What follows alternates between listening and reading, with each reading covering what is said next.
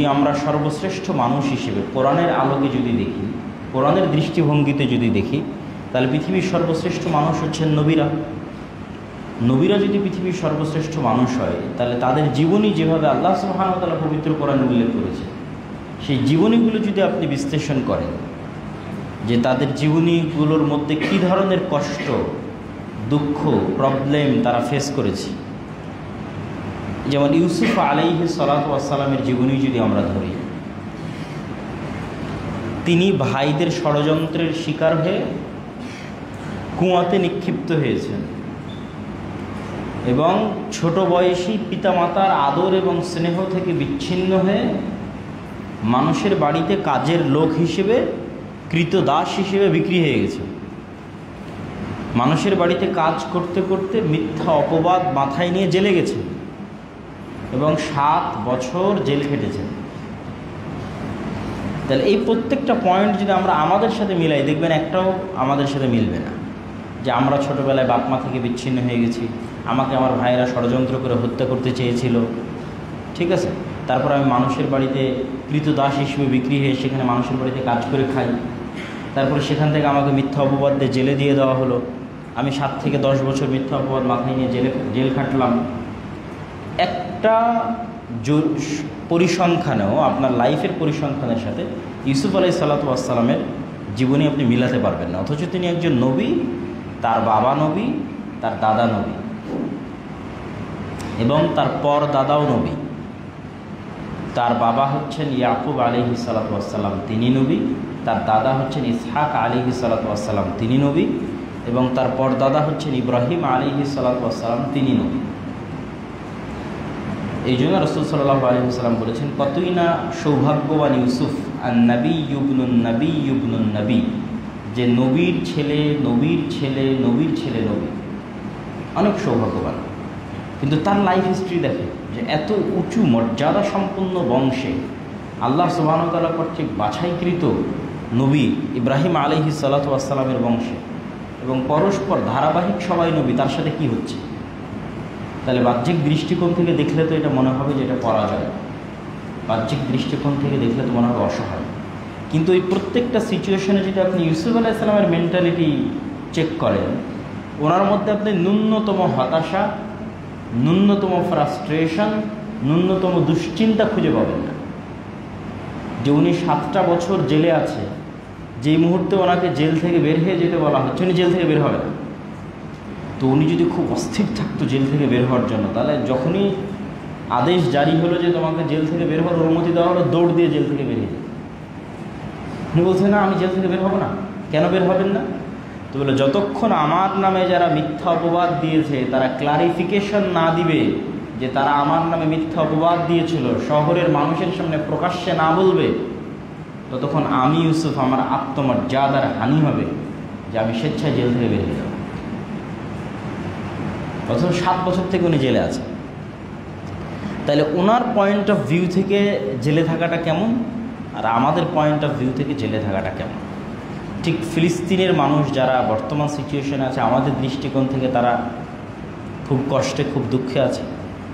কিন্তু অন্য দৃষ্টিকোণ থেকে দেখলে যে আসলে প্রকৃত সফলকে, দুনিয়াতে সফলতাই প্রকৃত সফলতা নয়। কাম মিন মাশহুরিন ফিদ দুনিয়া মাজহুলুন ইনদাল্লাহ, কত মানুষ আছে পৃথিবীতে সেলিব্রিটি, প্রসিদ্ধ, কিন্তু আল্লাহর নিকটে অপ্রসিদ্ধ, অপরিচিত।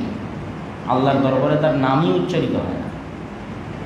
মানে যদি ফেরেশতারা নাম না উচ্চারণ করে, ফেরেশতারা যখন ডিউটি দেয়, দায়িত্ব পালন করে, প্রত্যেকটা শিফটিংয়ে রাসূল সাল্লাল্লাহু আলাইহি ওয়াসাল্লাম কেন সোমবার বৃহস্পতিবার সিয়াম রাখতেন, কেন তিনি মাসের 3 দিন সিয়াম রাখতেন, কেন শাবান মাসে সিয়াম রাখতেন, ঠিক আছে, 5 ওয়াক্ত সালাতে জামাতের সাথে কেন আদায় করতে চাইতেন, কেন এই প্রত্যেকটা শিফটিংয়ে ফেরেশতারা রিপোর্ট সংগ্রহ করে এবং আল্লাহ সুবহানাহু ওয়া তাআলার কাছে রিপোর্ট দেয়। তো উনি চান যে প্রত্যেক রিপোর্টে ওনার নামটা ভালোর সাথে উচ্চারিত। এরকম কত মানুষ পৃথিবীতে আছে প্রসিদ্ধ, কিন্তু আল্লাহ সুবহানাহু ওয়া তাআলার নিকটে অপ্রসিদ্ধ, ওর কোনো ভ্যালুই নেই আল্লাহর নিকটে। সে ডাস্টবিনে পড়ে মারা যাবে না ভাগাড়ে পড়ে মারা যাবে, এটা আল্লাহ সুবহানাহু ওয়া তাআলা পরোয়া করেন না। আর আরেকজন যাকে পৃথিবীর কোনো মানুষ চিনে না, কিন্তু সে আল্লাহ সুবহানাহু ওয়া তাআলার কাছে এতটাই ভ্যালুয়েবল, এতটাই প্রসিদ্ধ, যে কেউ যদি তার সাথে শত্রুতা করে তাহলে আল্লাহ আসমানে ওখান থেকে ঘোষণা করেন যে যে তার সাথে শত্রুতা স্থাপন করেছে আমি আল্লাহ ওর সাথে শত্রুতা স্থাপন করলাম কেন, সে আমার বন্ধু। তখন যে ওই ব্যক্তির সাথে শত্রুতা স্থাপন করেছে ওকে ধ্বংস করার জন্য যা করা লাগবে তার ব্যবস্থাপনা আল্লাহ করবে। তো পৃথিবীতে সফলতার মানদণ্ডটা যদি আমরা আজকের এই ফিলিস্তিন আলোচনার শুরুতেই যদি আমরা চিন্তা করি যে আমরা আজকে এখানে এসেছি, একত্রিত হয়েছি, আরও রাজশাহী কলেজে অসংখ্য ছাত্রছাত্রী আছে, ফিলিস্তিনিদের থেকে আমরা কি শিখতে পারি? তারা যে এখন খাদ্য কষ্টে আছে, বিশেষ করে এখন ইনস্ট্যান্ট এই আজকালের যে সিচুয়েশান, আজকালের সিচুয়েশনে ফিলিস্তিনে কোনো ত্রাণ প্রবেশ করতে দেওয়া হচ্ছে না জাতিসংঘের চেষ্টা সত্ত্বেও, ঠিক আছে? এবং দুর্ভিক্ষের কারণে এখন ফিলিস্তিনের মানুষ মারা যাচ্ছে। আজকাল যারা মারা যাচ্ছে 15 জন, 20 জন, 30 জন, তার বেশিরভাগই খাদ্যের অভাবে, দুর্ভিক্ষের কারণে মারা যাচ্ছে। তো তাদের দৃষ্টিকোণ থেকে যদি আমরা আমাদের লাইফটাকে দেখি, আমাদের জীবনটাকে দেখি, তাহলে আমরা প্রকৃত অর্থে ফিল করতে পারবো যে সফলতার মানদণ্ডটা কী, আমাদের কি করা উচিত, আমরা কোন অবস্থায় আছি, কি সিচুয়েশনে আছে, আমাদের আল্লাহর কত শুকরিয়া আদায় করা উচিত, কিভাবে আমাদেরকে আরও দিনের দিকে ধাবিত হওয়া উচিত। এবং আল্লাহ সুবহানাহু ওয়া তাআলার যখন মানুষ শুকরিয়া আদায় করে না, তখনই কিন্তু আল্লাহ সুবহানাহু ওয়া তাআলা তাদের উপর তার যে অভিশাপ, তার যে গজব, সেটি চাপিয়ে দেন। তো ফিলিস্তিনের এই জমিটা, এই মাটিটা আল্লাহ সুবহানাহু ওয়া তাআলার ঘোষণা অনুযায়ী পবিত্র ভূমি। সুবহানাল্লাযী আসরা বিআবদিহি লাইলাম মিনাল মাসজিদিল হারামি ইলাল মাসজিদিল আকসা আল্লাযী বারাকনা হাওলা। যেই মাটির চতুর্পাশ আমি আল্লাহ বরকত দিয়ে ঘিরে রেখেছি। আর এক আয়াতে আল্লাহ সুবহানাহু ওয়া তাআলা বলছেন ওয়ানাজ্জাইনাহু ওয়া লূতান ইলাল আরদিল্লাতী, আমি লূতকে এবং ইব্রাহিমকে ওই মাটিতে আশ্রয় দিয়েছি যেই মাটিতে আমি বরকত রেখেছি, রহমত রেখেছি সারা পৃথিবীর মানুষের জন্য। আল্লাহু আকবার। আগের আয়াতে বলা হলো যে তার চারপাশ বরকত মণ্ডিত, আর পরের আয়াতে বলা হচ্ছে যে এই মাটিতে আল্লাহ বরকত রহমত রেখেছেন কাদের জন্য? সারা সমগ্র পৃথিবীর মানুষের জন্য রেখেছে। তো ইব্রাহিম এবং লূত আলাইহিসসালাতু ওয়াসসালামকে আশ্রয় দিয়েছে, মানে ইব্রাহিম আলাইহিসসালাতু ওয়াসসালামের বাড়ি ছিল ইরাকে, আর লূত আলাইহিসসালাতু ওয়াসসালাম তিনি ফিলিস্তিনের পার্শ্ববর্তী কোনো এক শহরে দিনের দাওয়াত দিলেন। তো ইরাক থেকে যখন ইব্রাহিম আলাইহিস সালামের বাবা তাকে বের করে দিলেন এবং লূত আলাইহিসসালাতু ওয়াসসালামের শহর যখন আল্লাহ উল্টিয়ে ধ্বংস করে দিলেন, তখন এই দুই নবীকেই অ্যাট এ টাইম আল্লাহ কোথায় আশ্রয় দিয়েছিলেন? ফিলিস্তিন, জেরুজালেম, যেটাকে আল্লাহ বলছেন যে এটা পবিত্র ভূমি।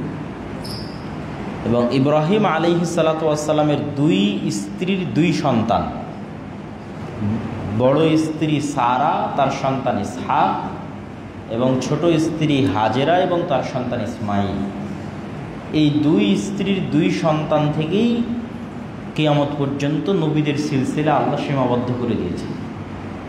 এর বাইরে পৃথিবীতে আর নবী আসেওনি, আর নবীর দাবিদারও কেউ নাই, এবং আর কোনো নবীর অনুসারী দিনের অস্তিত্বও নাই। আমরা যদি বর্তমান পৃথিবীর পপুলেশনকে ভাগ করি, তাহলে 90% পপুলেশন আব্রাহামিক রিলিজিয়ানের অনুসারী, মানে ইব্রাহিম আলাইহিসসালাতু ওয়াসসালামের বংশধরদের কোনো না কোনো নবীর অনুসারী।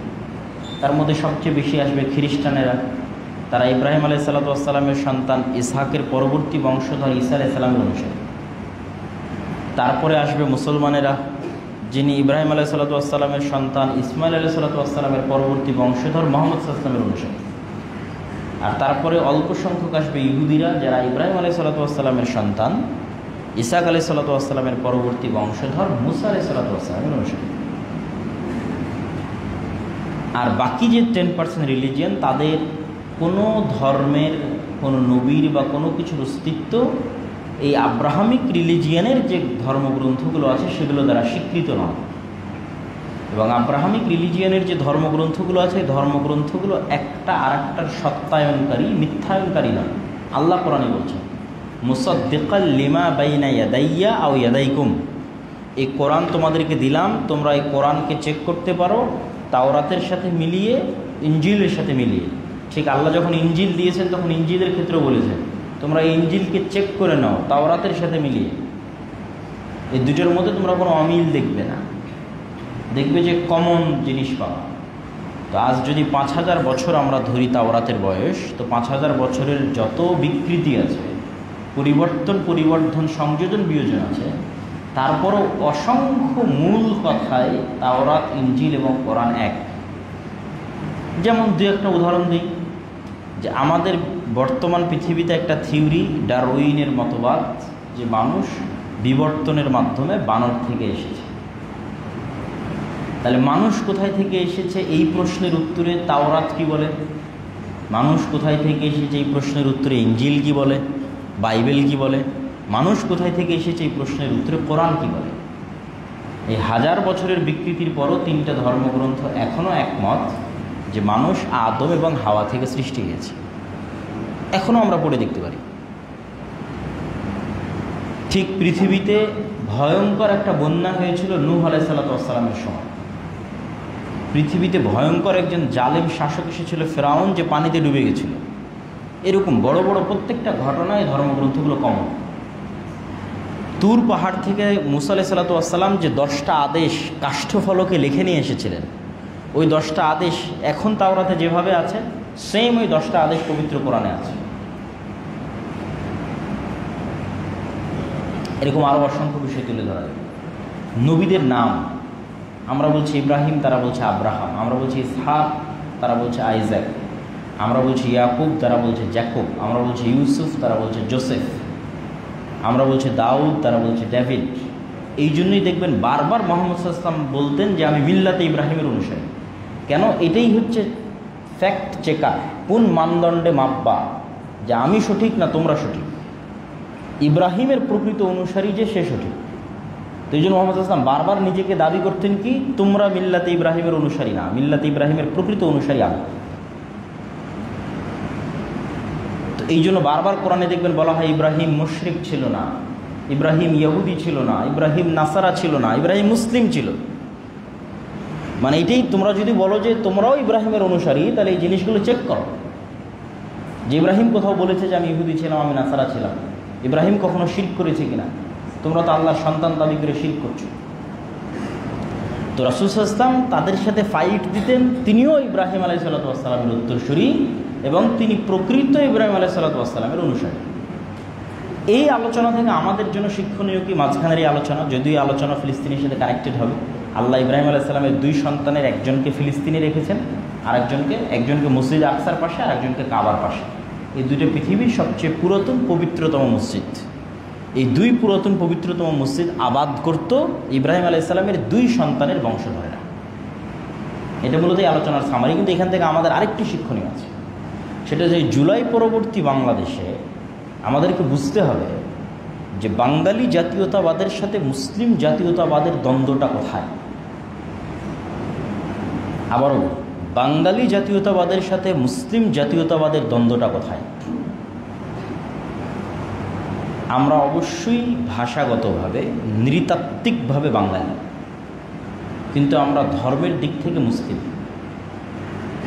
এবং এই অঞ্চল, যে অঞ্চলটা 1905-এ বঙ্গভঙ্গ হয়েছিল, যেহেতু আমরা যদি একটু শর্টকাটে বলি যে এখানে স্বাধীন সুলতানি শাসন আমলে মুসলমানেরা স্বাধীন ছিল। স্বাধীন সুলতানি শাসন আমলের নিদর্শন কি? রাজশাহীতেই বেশি আছে। কেন? রাজশাহী যেহেতু স্বাধীন সুলতানি শাসন আমলের রাজধানীর এরিয়ার মধ্যে পড়ে, তো রাজধানী কেন্দ্রিকৃত উন্নয়নগুলো বেশি হয়। এখন যেমন ঢাকা কেন্দ্রিক উন্নয়ন বেশি। তাহলে স্বাধীন সুলতানি শাসন আমল ইখতিয়ারউদ্দিন মহমুদ্দিন বখতিয়ার খিলজি যখন এই বাংলা জয় করে, তখন তার রাজধানীটা ছিল মালদা এবং চাঁপাইনবাবগঞ্জ সীমান্তবর্তী গৌড়। তাহলে ওই গৌড় অঞ্চল এবং তার আশেপাশে উন্নয়ন বেশি হবে। এই জন্য বাঘাদেব মসজিদ, কুসুম্বাতে মসজিদ, চাঁপাইনবাবগঞ্জের সোনা মসজিদ, এগুলো হচ্ছে তখনকার উন্নয়নের নিদর্শন। এই স্বাধীন সুলতানি শাসন আমলের পরে, মুঘলদের শাসন, মুঘলরা এই প্রথম রাজধানী চেঞ্জ করে কোথায় নিয়ে গেল? ঢাকাতে।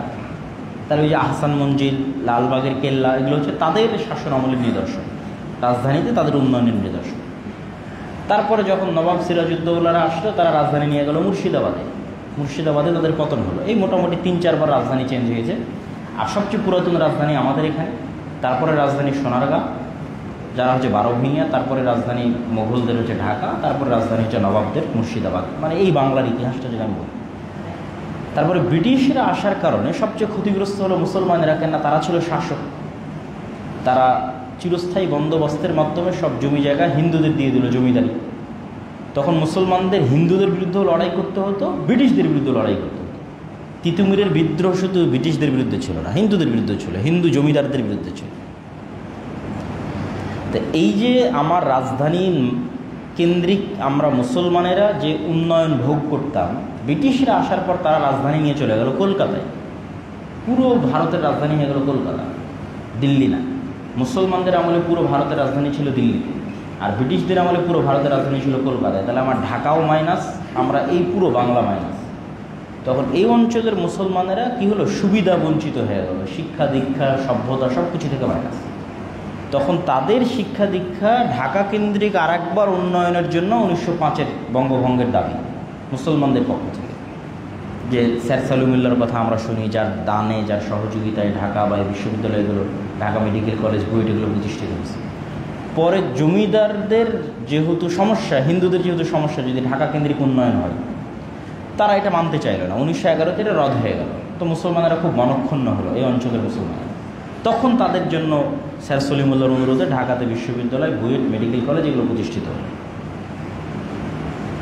তারপরে 1947 শেরে বাংলা একে ফজলুল হক চাইতেন যে দুই বাংলা মিলে আমরা ভারতের সাথেও না, পাকিস্তানের সাথেও না, অখণ্ড বাংলাদেশ চাই।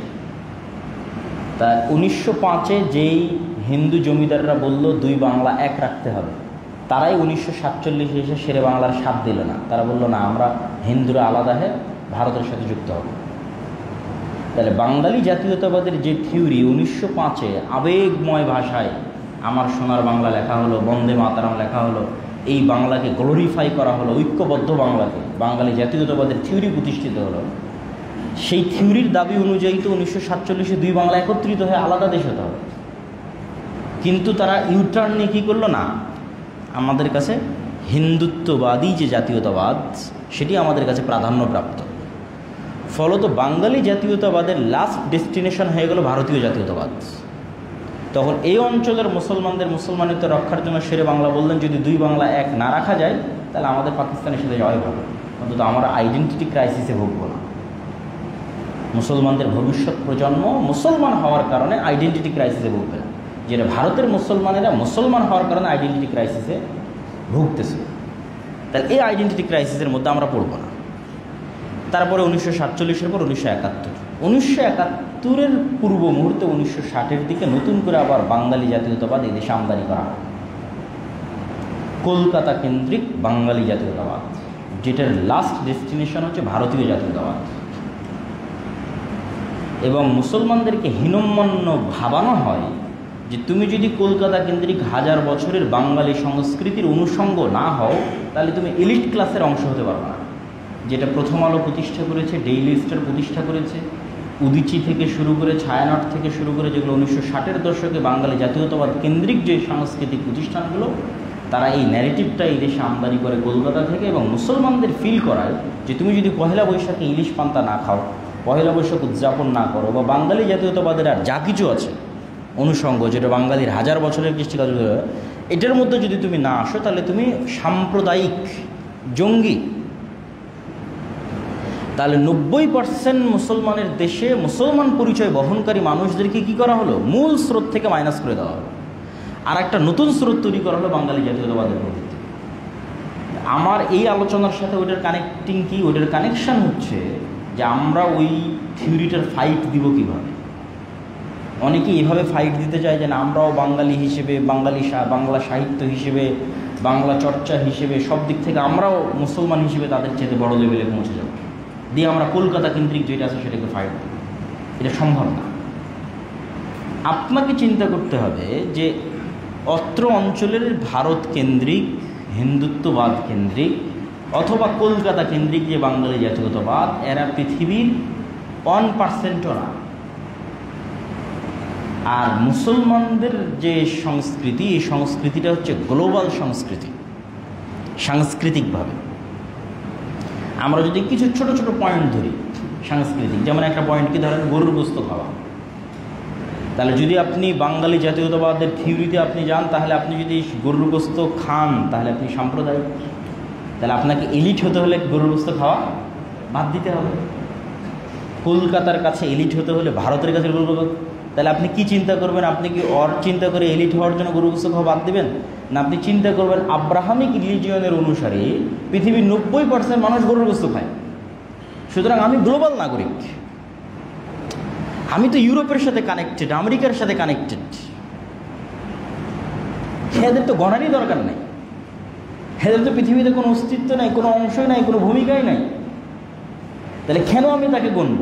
আমি তো এদের চাইতেও টপ লেভেলের ওয়ার্ল্ড ওয়াইড যে কানেক্টিভিটি, যে সংস্কৃতি, সেই সংস্কৃতির অংশ। ধরেন আর একটা যদি ছোট্ট পয়েন্ট বলি, মুসলমানি করা।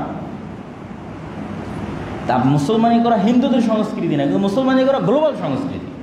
কেন? আব্রাহামিক রিলিজিয়নের সব দিনের অনুসারীরা কি করে? মুসলমানি করে। খ্রিস্টানেরা মুসলমানি করে, ইহুদিরা মুসলমানি করে, মুসলমানেরা মুসলমানি করে। তাহলে আপনি ওর সাথে তুলনা করে কেন বিনম্র হবে? আপনি তো গ্লোবাল নাগরিক। সুতরাং আপনাকে ওইটার সাথে ওইভাবে ফাইট না দিয়ে আপনাকে সবসময় ফাইট দিতে হবে কীভাবে? বিশ্ব চিন্তা করে।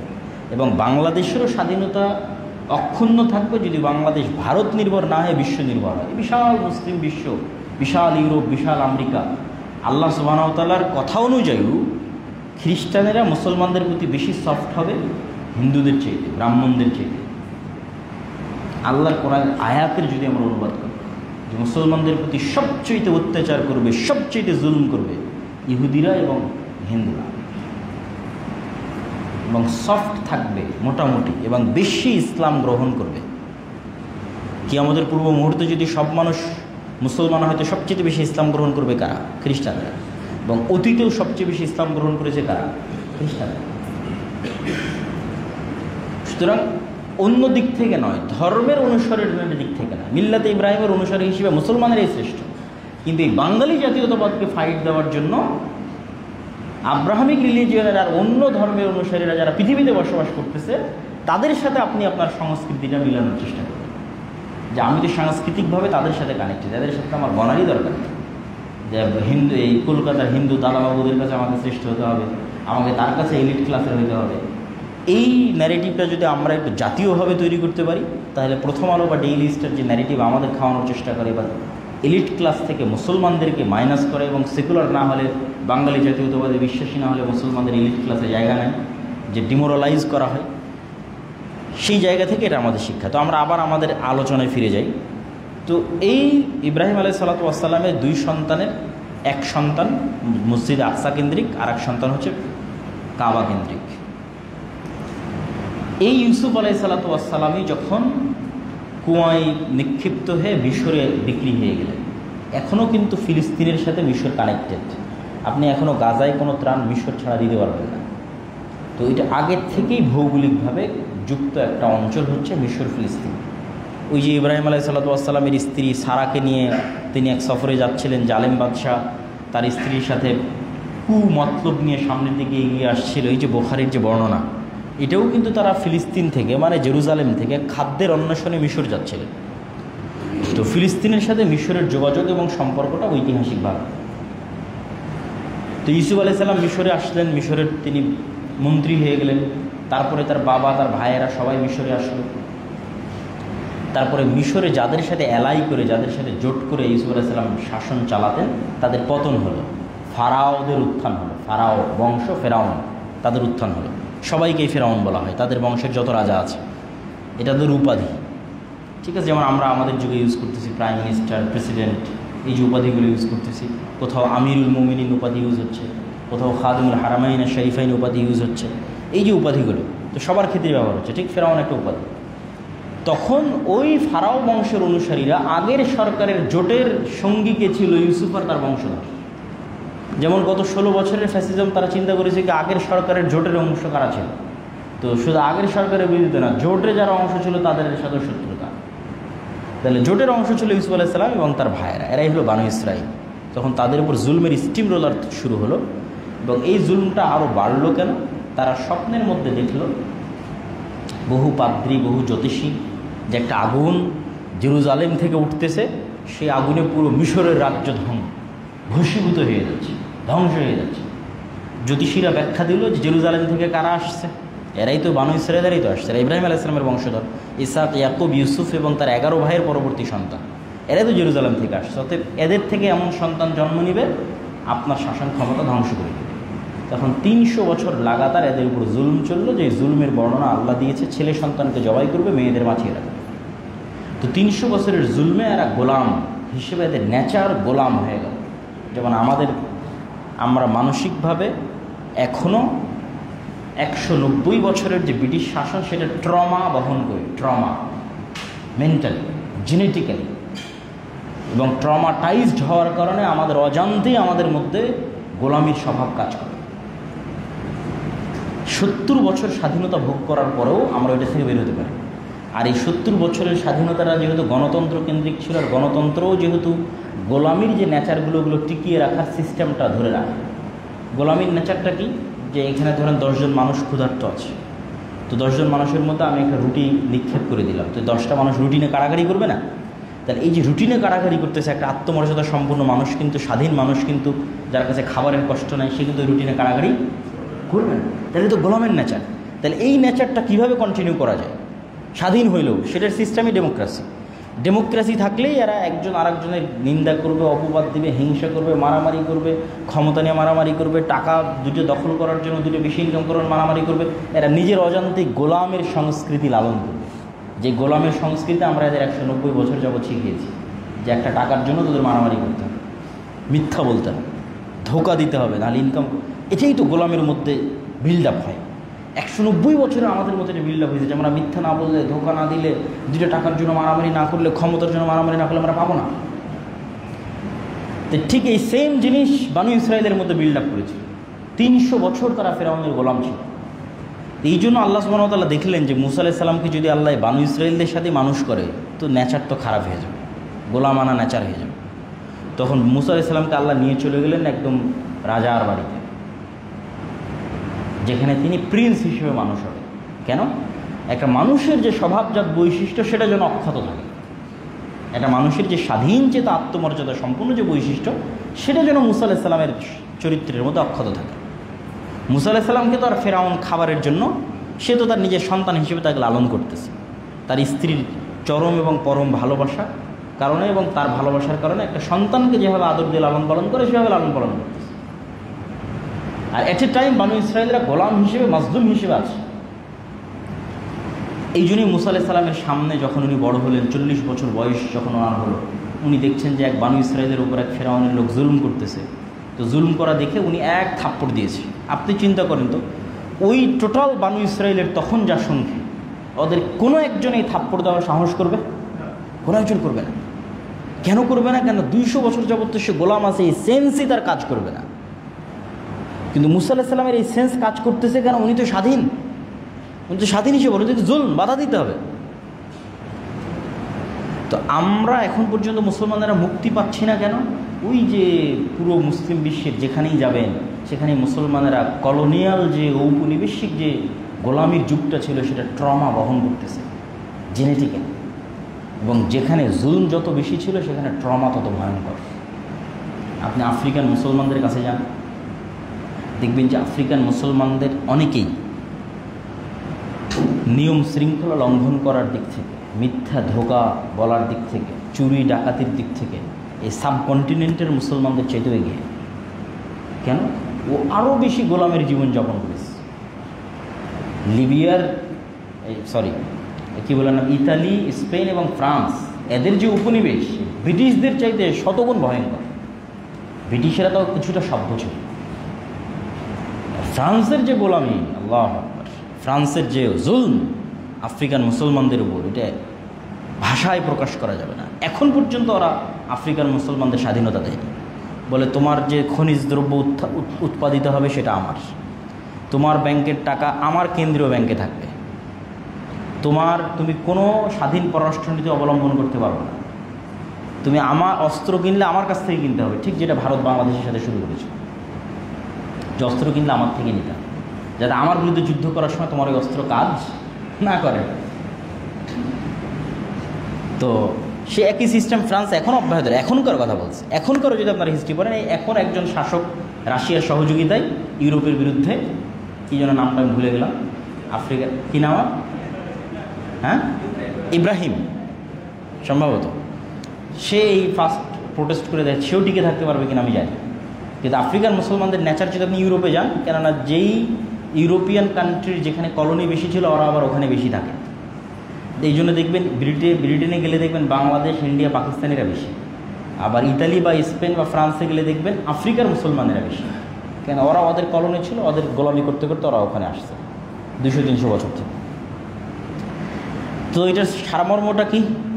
এই জন্য মুসা আলাইহিস সালাম যখন তাদেরকে আল্লাহর এত বড় দয়া, নেয়ামত, রহমত সব কিছু দিয়ে ফেরাউন ডুবে গিয়ে যখন মরুভূমিতে ওপারে চলে গেলেন, তো মুসা আলাইহিস সালাম তুর পাহাড় থেকে তিনি তাওরাত নিয়ে আসতেছে। তো এই বানু ইসরাইল বলতেছে, আমরা আল্লাহর ওপর ততক্ষণ ঈমান আনয়ন করবো না যতক্ষণ তোমার আল্লাহকে না দেখব। অথচ এরা চোখের সামনে দেখলো যে ফেরাউন পানিতে ডুবে মারা গেল। পানিতে ডুবে ফেরাউনকে মৃত্যুবরণ করতে দেখেও তারা বলতেছে যে আমরা আল্লাহকে যতক্ষণ না দেখবো ততক্ষণ ঈমান আনবো না। তাদেরকে যখন বলা হচ্ছে, তো খাবারের যেহেতু মরুভূমি ছিল, পানির ব্যবস্থা করে দেন। ওয়াইস্তাস কমুসা লিকওমি ফাকুল নাযির বিআসাকাল হাজার ফানফাজারাত মিনহু ইসনাতা আশারাত আইনা। মুসা আলাইহিস সালাম পাথরে বাড়ি দিলেন, 12টা ঝর্ণা হলো। 12টা ঝর্ণা কেন? ইউসুফ আলাইহিস সালাম এবং তার 11 ভাই, মোট 12 জন, 12 জনের 12 বংশের জন্য 12টা ঝর্ণা। এবং সমুদ্রের মধ্যে রাস্তাও তৈরি হয়েছিল 12টা। তাদের সম্মান দেখেন। তাহলে খাবার লাগবে, তো আল্লাহ মান্না এবং সালওয়া জান্নাত থেকে পাঠাতেন। পৃথিবীর সবচেয়ে দামি মাশরুম যেটা মরুভূমিতে হয়, যেটার বর্তমান বাজার দর অনুযায়ী প্রতি কেজি মাশরুমের দাম 4 থেকে 5 লক্ষ টাকা। সেই 4 থেকে 5 লক্ষ টাকা কেজি মাশরুম এবং এক প্রকার পাখির গোস্ত আসমান থেকে আসতো, জান্নাত থেকে আসতো। তারপরে তারা কি বলল? লান নাসবিরা আলা তুআমিন ওয়াহিদ ফাদউ লানা রাব্বাক। এই এক খাদ্য আমাদের ভাল লাগে না প্রত্যেক দিন, তোমার আল্লাহকে বলো এই মরুভূমির মধ্যে শাক সবজি, ডাল, চাউল, পেঁয়াজ উৎপাদন করে দিতে। ওটা কিন্তু এখনও মরুভূমি, সিনাই মরুভূমি, ম্যাপে গেলেও মরুভূমি। মিশর এবং ফিলিস্তিন সীমান্তবর্তী অঞ্চলে যদি তুর পাহাড় সিলেক্ট করেন, তাহলে তুর পাহাড়ের আশপাশের পুরো অঞ্চল বিশাল অঞ্চল মরুভূমি। তো ওখানে এখনও কিছু আবাদ করা সম্ভব। তো এই জন্য সমুদ্রের পানিতে লবণাক্ত, এই জন্য পাথর থেকে ঝর্ণা বেরিয়েছে মিষ্টি পানির জন্য, সমুদ্রের পানিতে খেতে পারবে না। আর খাবারের জন্য জান্নাত থেকে খাবার আসতেছে। তো তাদের এটা এখন ভালো লাগছে, তাদের এখন শাক সবজি দরকার। তা আল্লাহ বলছে ঠিক আছে। আর এই মরুভূমি পার হলে একটা দেশ আছে, সেটাই কিন্তু ফিলিস্তিন, জেরুজালেম। সুজলা সুফলা শস্য শ্যামলা, খুব সুন্দর আবাদ হয়, জাইতুন হয় খুব দামি উন্নত মানের। ওখানে আমালেকা গোত্রের একদল শক্তিশালী মানুষ বসবাস করে। তোমরা যুদ্ধ করে এটা বিজয় করো, ওটা তোমাদেরই জমি। কেন তোমাদের জমি? ওই যে ইসাক আলাইহিস সালামের সন্তানরা তো এরাই তো ইউসুফ আলাইহিস সালাম হয়ে মিশরে আসছে। তো তোমাদের জমি, পবিত্র ভূমি, সেখানে যাও। তো বলে আমরা যেতে পারবো না, আপনি আর আপনার আল্লাহ গিয়ে যুদ্ধ করেন। তখন মুসা আলাইহিস সালাম হতাশ হয়ে গেলেন। উনি তো ছিলেন স্বাধীন চেতা, এরকম নিম্নমানের ব্যবহার উনি কোনোদিন দেখেননি। তাহলে এরা এত নিম্নমানের ব্যবহার কেন করতেছে? অথচ এরা নবীর সন্তান। ওই যে 190 বছর 200 বছর গোলামি করেছে। আপনি যদি এখন বাংলাদেশের রাজনীতি দেখেন, যে এই যে জুলাইয়ের এত কষ্টের পর এত কামড়াকামড়ি কেন? কোনো অ্যান্সার নেই। 190 বছর ব্রিটিশদের গোলামি করেছে, রক্তের মধ্যে ওইটা ঢুকে আছে। কথা বুঝতে পেরেছেন? তাই যতক্ষণ আমরা পূর্ণ আমাদের ওই গোলামির স্বভাবগুলো বাদ দিয়ে পূর্ণ স্বাধীনতার যে স্বভাবগুলো আমরা না অনুসরণ করব, ততক্ষণ আপনি পাবেন না। এই জন্য আল্লাহ কোরআন বানু ইসরাইলের ঘটনা দিয়ে পরিপূর্ণ করে দিয়েছে। এই জন্য রাসূল সাল্লাল্লাহু আলাইহি ওয়াসাল্লাম বলেছে, এমন একদিন আসবে বানু ইসরাইল আর তোমরা 2 জুতার পাটের মতো হয়ে যাবা। জুতার এক পাটের সাথে আর এক পাটের কোনো অমিল আছে? কোনো অমিল নাই। তাহলে বানু ইসরাইলরা যদি কোনো গর্তে, সাপের গর্তে প্রবেশ করে থাকে, তোমরাও ওই গর্তের মধ্যে প্রবেশ করবে। বানু ইসরাইলের কোনো এক মানুষ যদি তার মায়ের সাথে জেনা করে থাকে, তাহলে আমার উম্মতের কেউ তার মায়ের সাথে জেনা করে। নাউযুবিল্লাহ। এইভাবে তোমরা বানু ইসরাইলের সাথে মিলে যাবে। অতএব বানু ইসরাইলের ঘটনা দিয়ে কোরআন পরিপূর্ণ করে দিলাম। বিপদ থেকে বাঁচতে চাইলে এখান থেকে শিক্ষা নিই।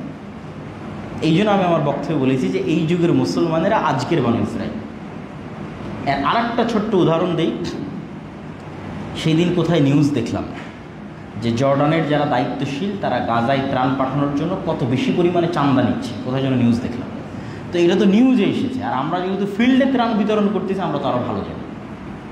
যেই একটা খাসির দাম মিশরের বাজারে ধরেন $50, দালালের হাত পরিবর্তন হতে হতে হতে হতে হতে হতে এই খাসির দামে গাজার মধ্যে $3000। তাহলে এই প্রত্যেকটা স্তরে যতগুলো দালাল আছে, আল্লাহর কসমের একটা ইহুদি নয়। প্রত্যেকটা দালালকে মুসলমান, বানু ইসরাইল। ওর ভাইয়ের রক্ত সারা পৃথিবী থেকে মানুষ তার চোখের পানি ফেলে যেই টাকাটা পাঠাচ্ছে, সেই টাকার সম্পদ গাজায় ত্রাণ হিসেবে ঢুকবে, ওই ত্রাণ ঢুকানোটাকে তারা বিজনেস হিসেবে নিয়েছে মুসলমান। যখন আব্দুর রহিম এই গল্পগুলো শোনায় তখন তো আমি বলি যে ঠিক আছে, আমি যে বক্তব্য দিয়েছি ঠিক বক্তব্য দিয়েছি, যে আজকের যুগের মুসলমানেরা আজকের যুগের বানি ইসরাইল, কেননা গোলামি করতে করতে তাদের নেচার এরকম হয়ে গেছে। তারা স্বাধীনভাবে কোনো সময় চিন্তা করতে পারে না, স্বাধীন একটা মানুষের যে গুণাবলী, যে বৈশিষ্ট্যগুলো থাকা দরকার সেগুলো তাদের মধ্যে নাই। যেমনটা আমরা জুলাই পরবর্তী বাংলাদেশের এখনকার অবস্থা দেখতেছি। তাহলে এই জন্য আপনাকে আরও ফিলিস্তিনের হিস্ট্রি স্টাডি করতে হবে, আরও বানি ইসরায়েলের হিস্ট্রি স্টাডি করতে হবে। কেন আল্লাহ আর কোনো সম্প্রদায়ের কথা কোরআনে এত বিস্তারিত বললেন না, আর বানি ইসরায়েলের যা বলতেছি তার প্রত্যেকটাই কোরআনে আছে। মানে এতক্ষণ পর্যন্ত আমি যা বললাম বানি ইসরায়েলের হিস্ট্রি, আর প্রত্যেকটা কোথায় আছে? কোরআনে আছে, in details. Surah Baqarah fulfil হয়ে আছে বানি ইসরায়েলের ঘটনা দিয়ে। তাহলে আমাদেরকে এই বানি ইসরায়েলরা যেরকম গোলামানা স্বভাবে চলে গেছে, আমরা সেই স্বভাবে চলে গেছি। আমরা যদি ওই গোলামানা স্বভাব থেকে বের না হয়ে আসতে পারি, তাহলে আমরাও পূর্ণ স্বাধীনতার স্বাদ, পূর্ণ বিজয়ের স্বাদ আমরা কখনোই আস্বাদন করতে পারবো না। তো ফিলিস্তিনের আলোচনার সর্বশেষ আরও একদম শর্টকাট করে ফেলি।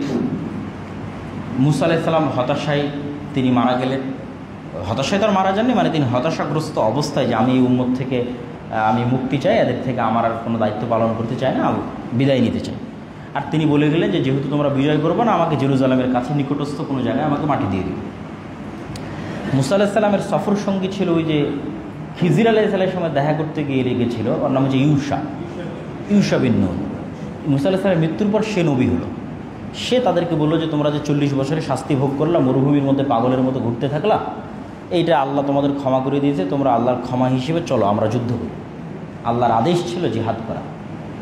তো জিহাদ না করাটাও যে মুনাফিকি, সেটারও কিন্তু এটা একটা আলামত। তারা যে শাস্তিটা আরোপ হয়েছিল কিন্তু জিহাদ না করার কারণে। তখন ইউশা বিন নূন তাদেরকে নিয়ে জিহাদে চলে গেলেন। আর আমালেকা গোত্রের মানুষেরা ছিল অনেক শক্তিশালী। জিহাদ করতে করতে করতে করতে করতে করতে শুক্রবার সন্ধ্যা হয়ে গেলে শনিবার রাত শুরু হবে। এর শনিবার দিন যেহেতু পবিত্র ইবাদত বন্দিগির জন্য মুসা আলাইহিস সালামের দিন অনুযায়ী যুদ্ধ বিগ্রহ বন্ধ। তখন ইউশা বিন নূন আল্লাহর কাছে দোয়া করলেন, আল্লাহ সূর্যকে যদি না থামান, আর আজকের যুদ্ধ যদি এখন কমপ্লিট না হয়, পরের দিন আবার এই যুদ্ধ নতুন করে স্টার্ট করতে আমরা পারবো কিনা বা বিজয় পাবো কিনা জানি না, আপনি দয়া করে সূর্যকে থামিয়ে দেন। সহিহ বুখারীর রিওয়ায়াত যে আল্লাহ পৃথিবীতে একবার সূর্যকে থামিয়েছিলেন, সেটি ইউশা বিন নূনের জন্য আর জেরুজালেম বিজয়ের জন্য। কখনোই কিন্তু মুসলমানেরা তাদের শক্তি দিয়ে বিজয় অর্জন করে, কখনোই।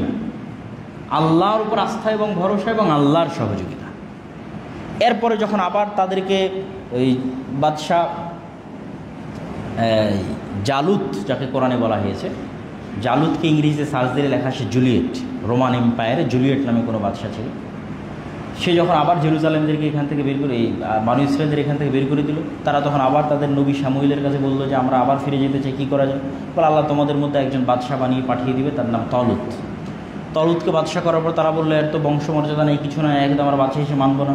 আল্লাহ বললো বংশমর্যাদা না থাকলে ওর জ্ঞান আছে, শরীরে শক্তি আছে, হিকমা আছে, শরীরে শক্তি আছে, সে নেতা হবে, মেনে নাও। নেতা হিসেবে মেনে নিল। বললো সামনে পরীক্ষা আছে, একটা নদী আছে, এই নদী সাঁতার দিয়ে পার হতে হবে। যে পানি না খেয়ে পার হতে পারবে, যার শরীরের সক্ষমতা এতখানি যে পানি না খেয়ে সাঁতার দিয়ে পার হবে, সেই জিহাদে অংশগ্রহণ করতে পারবে। তাহলে ফিজিক্যাল স্ট্রেংথ থাকাও কিন্তু মুসলমানদের জন্য খুব জরুরি। বিনা পানি পান করে একটা লম্বা নদী সাঁতার দিয়ে পার হওয়া ফিজিক্যাল স্ট্রেংথ ছাড়া ইম্পসিবল। এই জন্য ফিজিক্যাল ফিটনেসও খুব ইম্পর্টেন্ট।